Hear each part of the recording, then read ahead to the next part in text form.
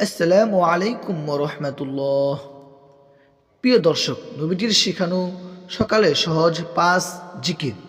দিনের শুরুতে ভোর সকালে আল্লাহর জিকির করলে বরকত হয়, দিনটি ভালো কাটে। সাধারণত এই জিকির ফজরের সময় থেকে সূর্য ওঠা পর্যন্ত সময়ের করার কথা এসেছে। হযরত আবু হুরায়রা রাদিয়াল্লাহু তাআলা আনহু থেকে বর্ণিত, তিনি বলেন, রাসূলুল্লাহ সাল্লাল্লাহু আলাইহি ওয়াসাল্লাম বলেছেন, যে ব্যক্তি সকালে জেগে ওঠে 100 বার সুবহানাল্লাহিল আযীম ওয়া বিহামদি আর সন্ধ্যায় উপনীত হয়েও রূপ বলে, তাহলে সৃষ্টিকুলের কেউই তার মতো মর্যাদা ও সওয়াবের অর্জনে সক্ষম হবে না। আবু দাউদ শরীফের হাদিস। দ্বিতীয় আমলটি হচ্ছে আস্তাগফিরুল্লাহ ওয়া আতুবু ইলাইক। আমি আল্লাহর কাছে ক্ষমা প্রার্থনা করছি ও তাহার নিকটই তওবা করছি, প্রতিদিন 100 বার। বুখারী শরীফের হাদিস।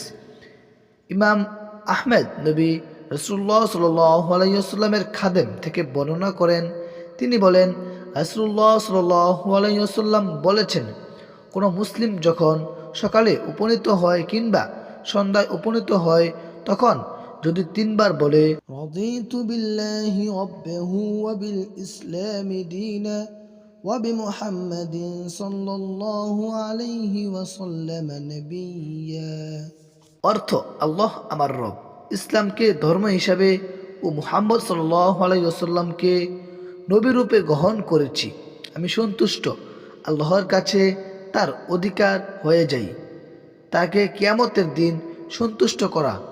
মুসনাদ।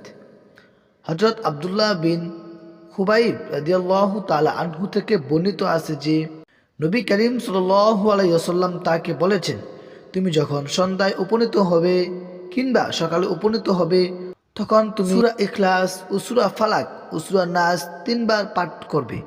এটি তোমাকে সব কিছু থেকে রক্ষা করবে। আল্লাহুম্মা আজিরনি মিনান নার, অর্থ হে আল্লাহ, আমাকে জাহান্নামের আগুন থেকে রক্ষা করুন। ফজর ও মাগরিবের নামাজের পর এই দোয়াটি 7 বার পড়বেন।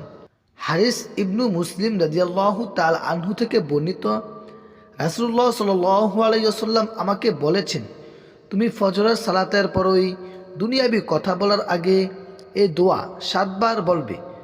যদি তুমি ওই দিনে মৃত্যুবরণ করো, তাহলে আল্লাহ তোমাকে জাহান্নামের আগুন থেকে রক্ষা করবেন।